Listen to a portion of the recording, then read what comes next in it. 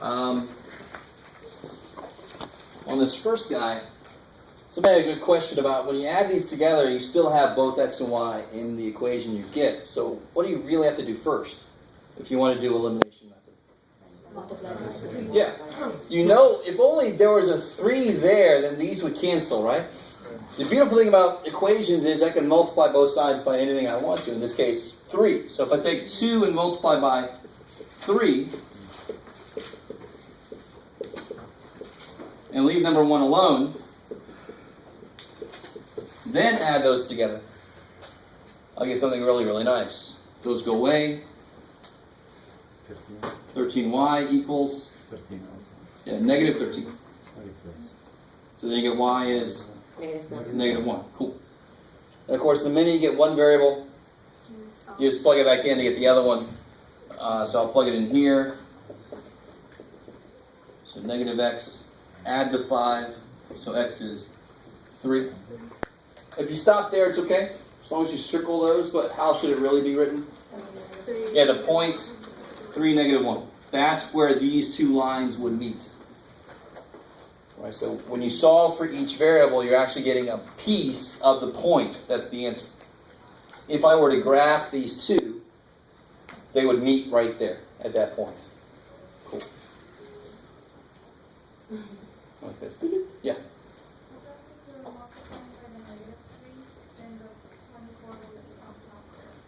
But then these wouldn't cancel anymore.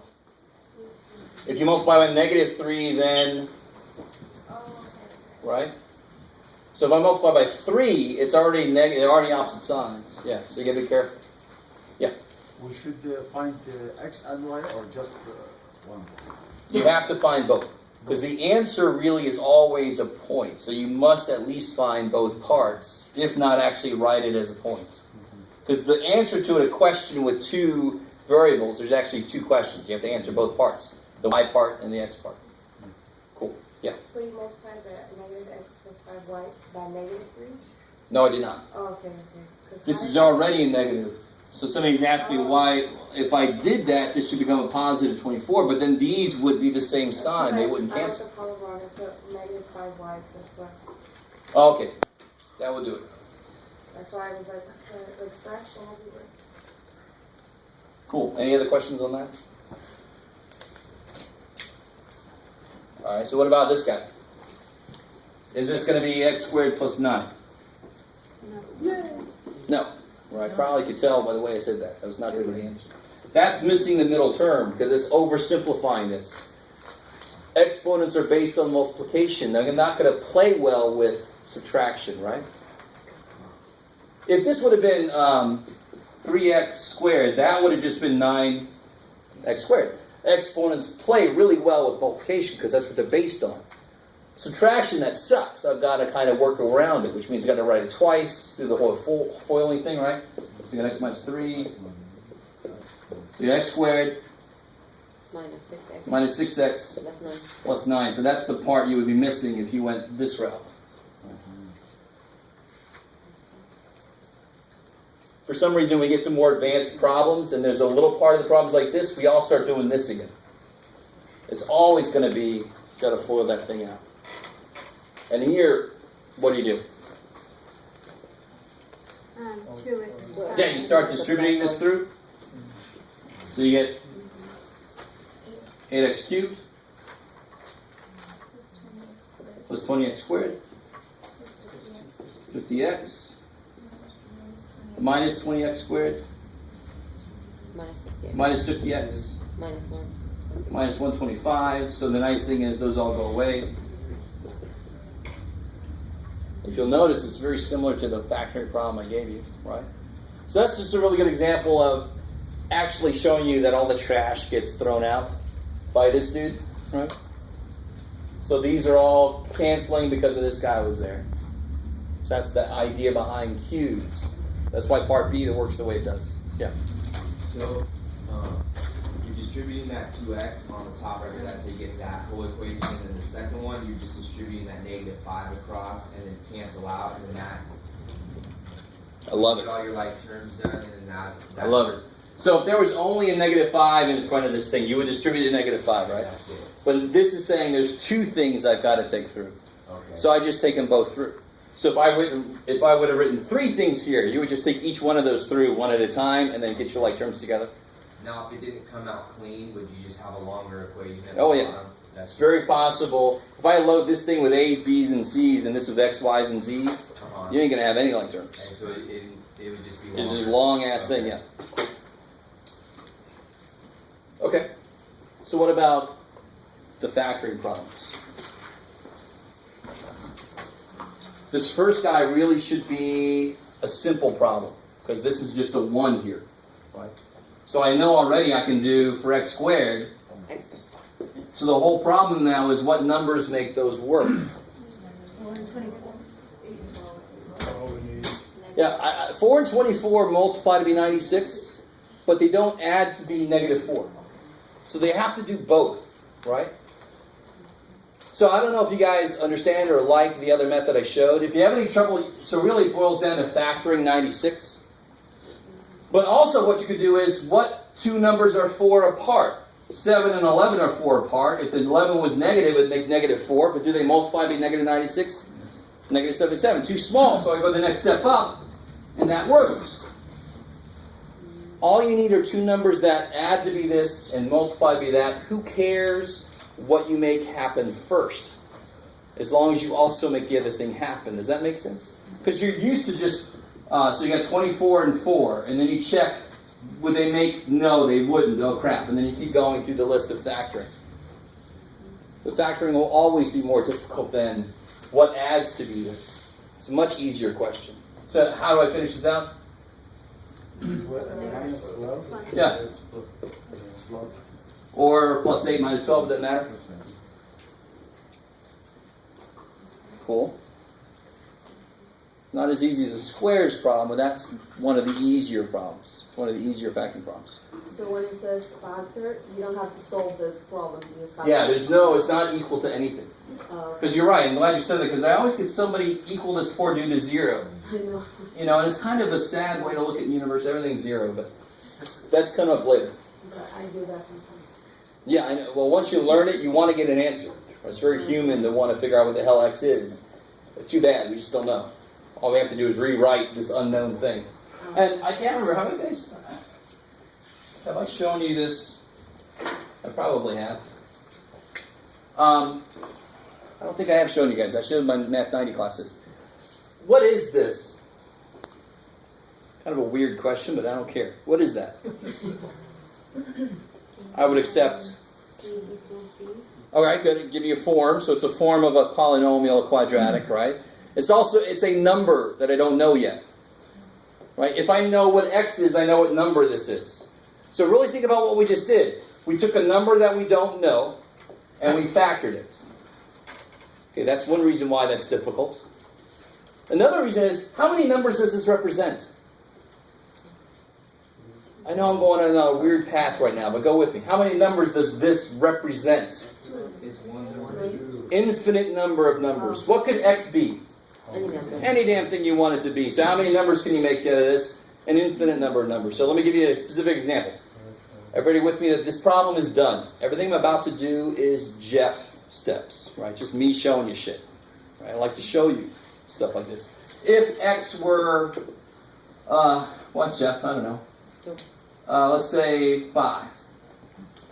If x is 5, what number is this? 25. All right, so 25 minus 20 minus 96. So what is that? Good. So negative 91. Is that cool? All right. Now, is everybody with me so far? So this is all extra crap you never ever have to do. In fact, if you don't want to see it, you can look away. But if x were 5, that is one number that this could represent. That means that this must be a way to factor this. So if x is 5, what is this? Negative 7. 13. And what's negative 7 times 13? Negative 91. So whenever you factor an expression like this, you are factoring an infinite number of numbers at once. I would expect that to possibly be difficult. Right? Say, what did you do this morning? Well, I factored in infinite number of numbers. What did you do? Oh, shit. Alright, I don't know. Many of you guys seem unimpressed. Too bad. That's as good as I can do that. To me, that's actually pretty damn cool, but again, I obviously like this stuff. Anybody ever seen that before? Anybody ever shown you that before? When, I've always just been shown the long way, like you just take the 96 and 1 and 96, 2 and this, when you're factoring down, but how do you know you're always going to add to that minus 4x and not the 1x? It's just always that middle term. Because if you take, what math is really all about is patterns. So if I take a few of these, don't go with me for a second. If I take a few of these and just kind of multiply it out, x squared plus 7x minus x minus 7. So this came from this number times this number, right? And the middle term came from this number plus this number. And that's always going to be the way, right? The O and the I, the OI terms, will be the ones that you can combine in the middle. So if I take that pattern backwards, this must have come from the addition of two things, and this must have come from the multiplication of those same two things. You with me? Yeah. Cool. Thank you. What about this guy? What's the first step on this guy? What form is this in? Cubes. Because I can break everything up into 3 parts. In fact, what is 8w cubed? 2w, 2w, 5y. 5y, 5y, 5y. And then I put 2w. little dude. I'll get some of you guys to say that eventually. It'll just make my day, I guess. Little dude, big dude. And the little dude goes, 2w. yeah, one of each, 2w plus 5y. 5y. He's a little dude, he can only take one. So the big dude's got to take the other 2. 4w squared. And at the end over here would be 25y. So far you can see 8w cubed, you can see 125y cubed. But of course you also get the cross terms, the shit you don't want. And that's the cleanup dude in the middle. Minus. Yeah, so it's going to have to be the opposite sign. 10w. This times this. 10w1. I'll make that look like this. It's always like that. So one reason students hate that problem is because you've got to remember how to put it together. But once you get it, they all work the same exact way. It's almost... Where is that minus again? Oh, here? Minus term what? Because it's got to be the cancellation term. Oh, okay. So this one's going to make a bunch of positive terms. This one's got to make them negative, and so they'll cancel. Whoever asked that question. Yeah. So she might just ask something. Where I get where everything but that 10wy. And again, just to show you an example, what's this? So is everybody cool with, I get the 8w cubed, I get the 125y cubed, but I also get 20w squared y. That sucks. I don't want that. Well, look what this guy does. What's 2w times negative 10wy? Negative 20w squared y. So if you do that, if you make them the opposite sign, so it'll cancel, the product of these two, it will always kill the extra crap you don't want. Cool.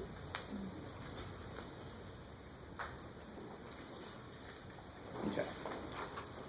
Maybe. Is there any other questions about any of those up there? Yeah. For the first one, for the solve, so you just pick one and you plug it in, like for the x, you put the 3. Yeah, I could have killed the y's, but then I would have needed to multiply this by 5 and this by 2, so they both would meet at 10. So it's really like an LCD idea. But if I ever have a 1 somewhere, I hone in on that, because that can make him become whatever the hell I want it to be. So that's why I made him a 3 by multiplying everything here by 3. And now these two will cancel. Right? So that would have been a 7x. I would have multiplied this by 7. So then that would have been 7 and negative 7 would cancel. Cool. That's why I like the elimination method. It's very direct. Don't want it? Kill it. That sounds great.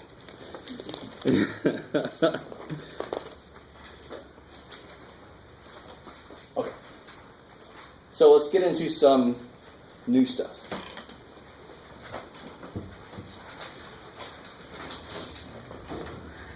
Oh, and real quick, before I forget, I'm contemplating doing some Friday tutoring homework hours. You guys kind of with me? How many guys would be able to take advantage? It would probably be in the morning. Oh, still hands went down, sorry. All right, so I still have to figure out if I can get a room on campus, because I don't know if you know this, but basically the college shuts down starting on Friday. But I might be able to get a room somewhere. It'd be nice to have a room that's AC. If I can't, I'll have to figure out an alternate venue. So I'm going to start doing that today, so then tomorrow I should be able to tell you if I'm going to be able to do that. And then I'll just do every Friday through the summer. I'll just do homework tutoring hours. So it'll be for you guys and for my Math 90 class in the afternoon. So I'll keep you updated on that. In the morning? In the morning, yeah. What time, I don't know yet. I think I want to go through this a little bit in a different order. I want to do chapter 11 first. So we're going to do section 11.1 right now, because it comes right off the heels of that solving equations, solving systems of equations. Because now section 11.1 is about 3 variables. Yes, sir. What is that in the? Oh, and the McKee 4.2. Yeah. So I'm on the more on systems part on your McKee homework outline. So I'm in section 4.2 in McKee. Good.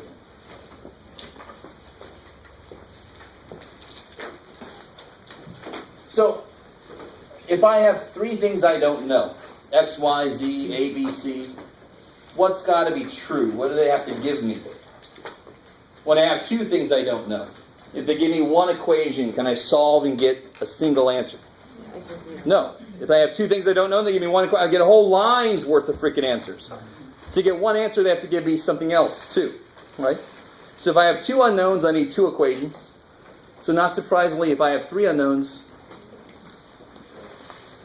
I need 3 equations. Cool. And here's the really cool thing.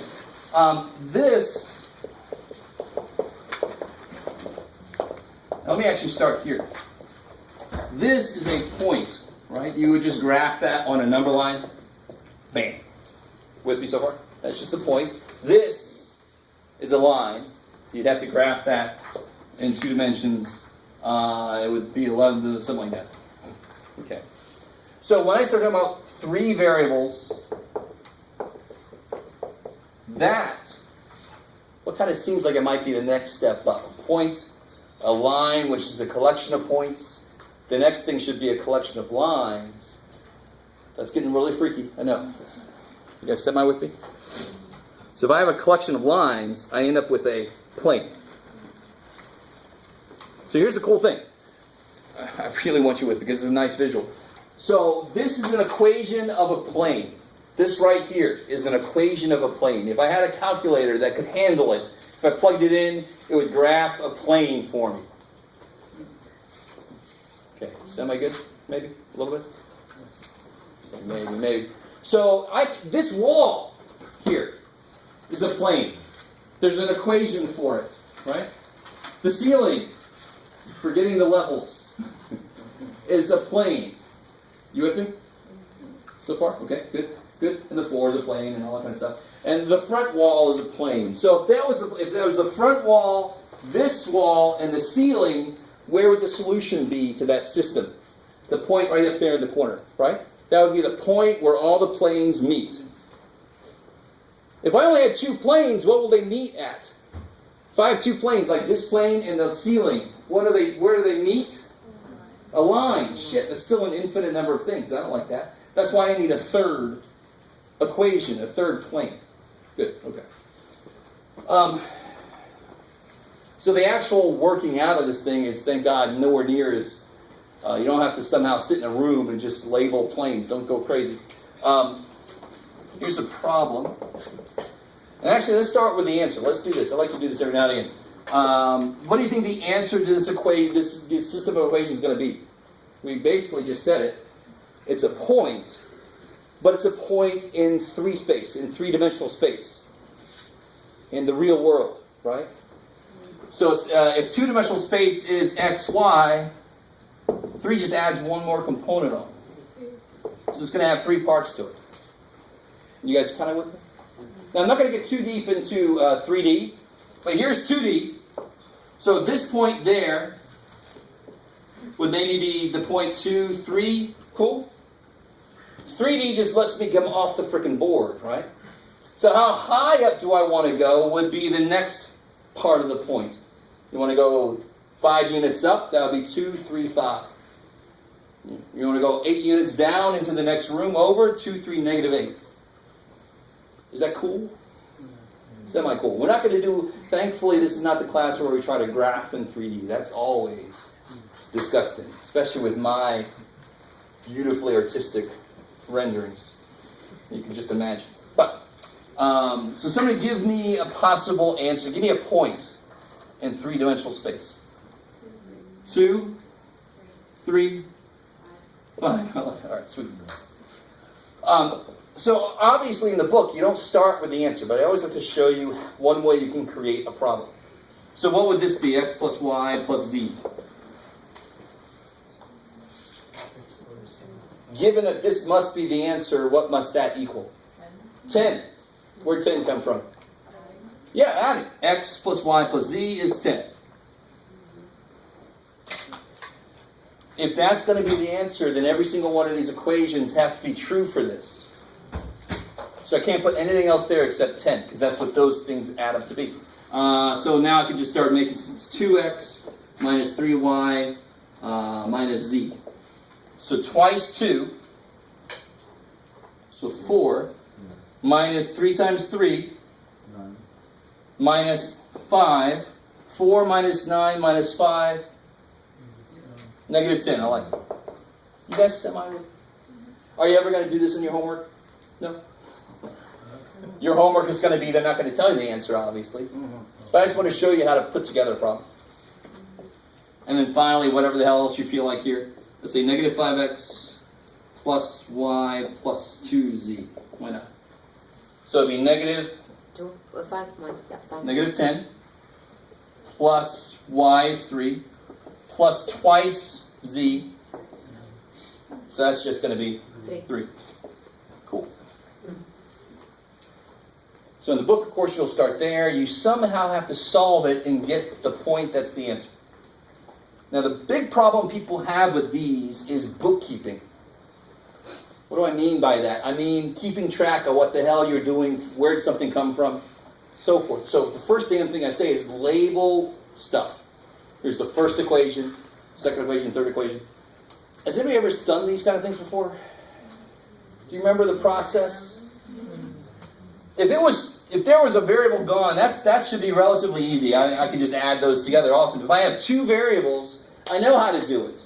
Well, between these two, I don't know. Here, can't I kill z? And wouldn't I get another equation with just 2 variables in it? Let's try that. Let's do that first step. If I take, now here's what I mean by bookkeeping. If I take 1 plus 2, what do you get? I like it. If I take the first equation plus the second equation, what do you get? 3x minus 2y gone. Well, 0. Good. So there's one equation that I got. Is that a better equation than these? Yes, because it's got less unknown. So I'm going to call this equation 4, incredibly enough. With me? Trust me on this. The people that have the most trouble with this is they don't label things, they don't bookkeep well. Right? So if you're somebody that's normally disorganized, this is going to be a difficult section. Now, if I had just had another equation with x and y in it, I could apply the elimination or substitution, but I could do that. I know how to do that. How do I get one more equation that only has x and y in it? 1 and 3. 1 and 3. Yeah, I kill z one more time.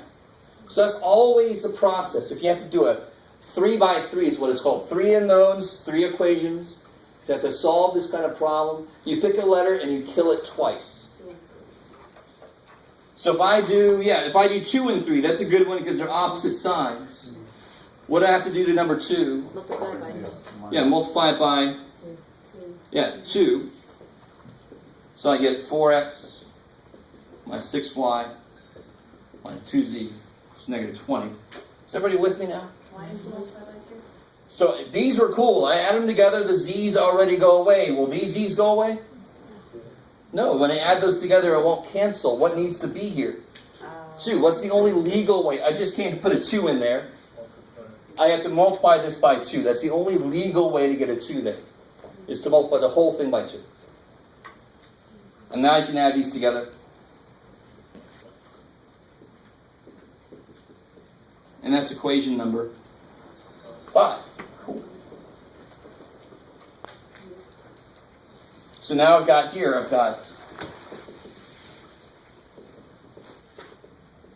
now between those two you can solve easily, right?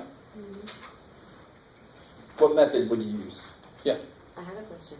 You can use any two equation? Definitely. Any. Yeah, any two, as long as you don't use the same one twice. Choose one or with a 3. Yeah, you can do 1 and 2, 1 and 3, or 2 and 3. Yeah. And you have to kill the same variable twice because then it sets you up 2 variables. And you know how to do that. That's easy. Elimination method, whatever you want to do, right? So what way you want to do this? What way do you want to solve this one here? Elimination, because this is already, Multiply by 3. right? Just take the fifth one, multiply by 3. So you get negative 3x minus 15y equals negative 51. And leave 4 alone, because then their x's will cancel.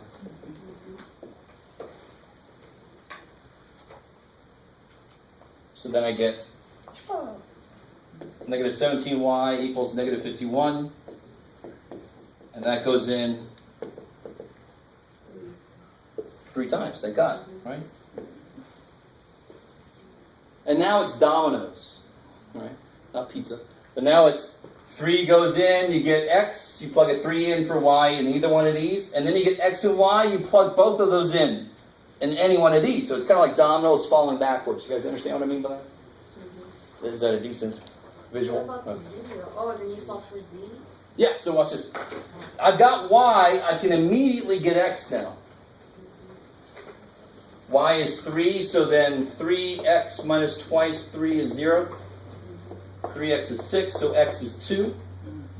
I've got x and y, now I can get z. Because to solve this for z, I need both of these known. I know both of those. I'm awesome. So x is 2, y is 3, z I don't know yet. 5 subtract, you get z is 5. Thank God. Right? Is that cool? Okay. Yes, ma'am. So when we're doing this, we're going to do all of those equations, like all of those steps. Okay. Okay. Hopefully you will. Or else it won't be good. Yeah. Can you do it in a calculator? Say again? You could do it in a calculator. You could.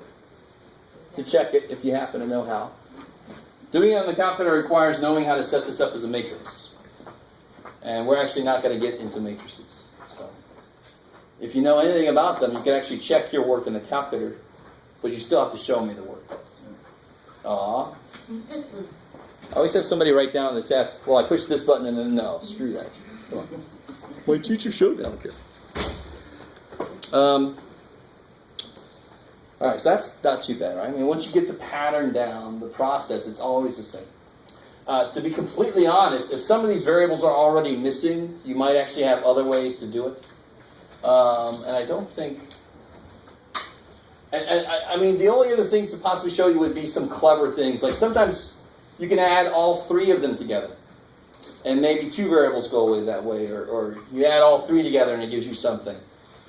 But you can always just go straight through this process. That will work. Period. There's always some clever way to do something quicker. And then 11.2, or section 4.3 in the McKeague book, is the same thing, just word problems. And the minute I say that, all you guys cringe, but the word problems here are going to be really pretty straightforward. So let me show you an example.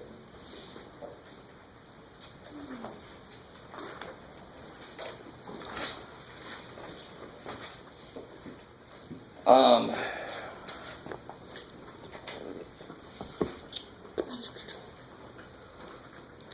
here we go. Here's one that might have a different way to solve it. So this one says the sum of three numbers is 105.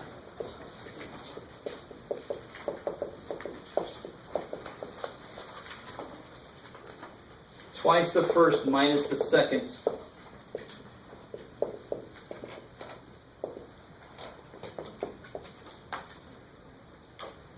is 2 less than the third.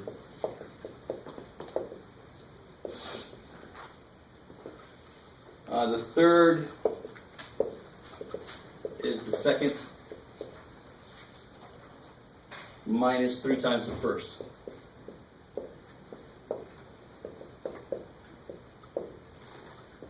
Find the numbers. So then you just write the three equations that this describes.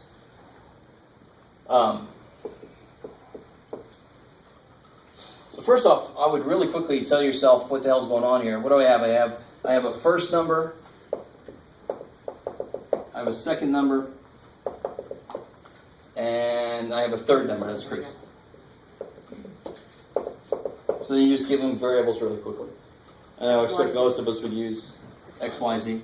You can use whatever you want to. So the first one just says the sum of those numbers is 105. Okay, that's easy enough. Twice the first. Now try to write the other two. Take a second and try to write the other two equations.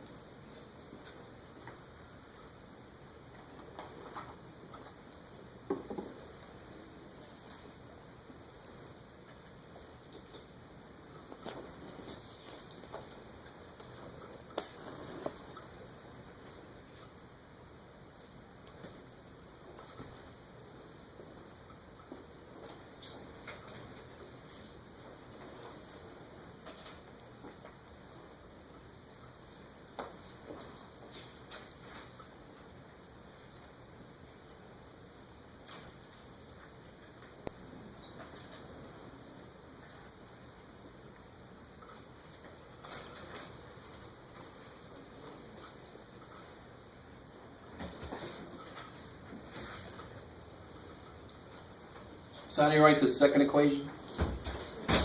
2x, twice the first, minus the second is, good, z minus 2, not 2 minus z.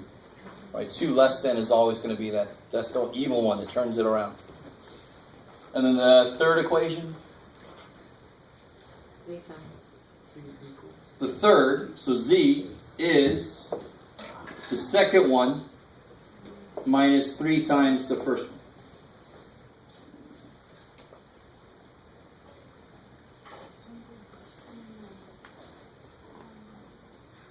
Is that cool?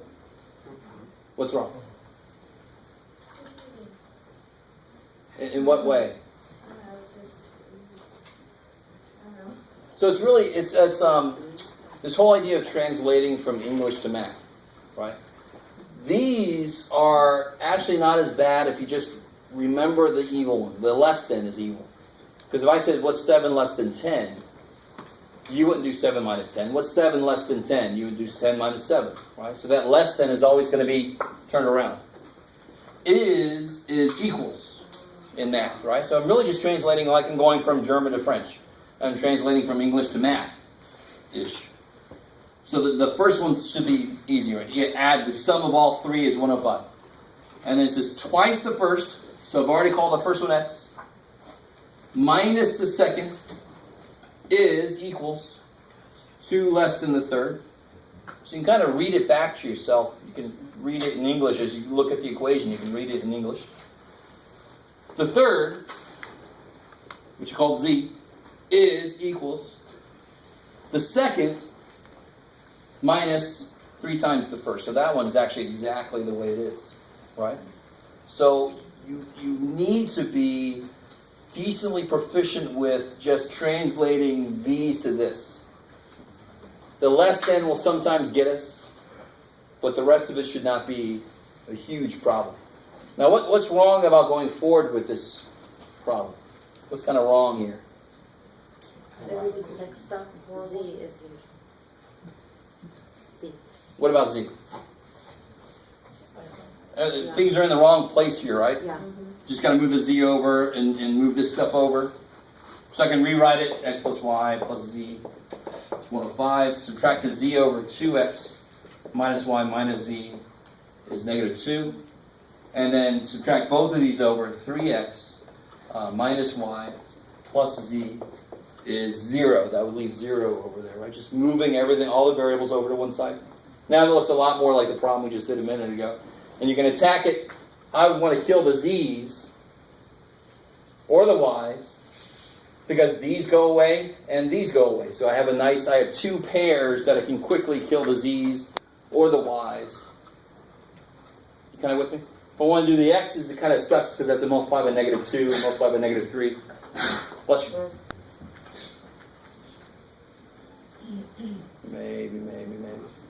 Maybe finish that one out. Let's see. Go ahead. Do that problem.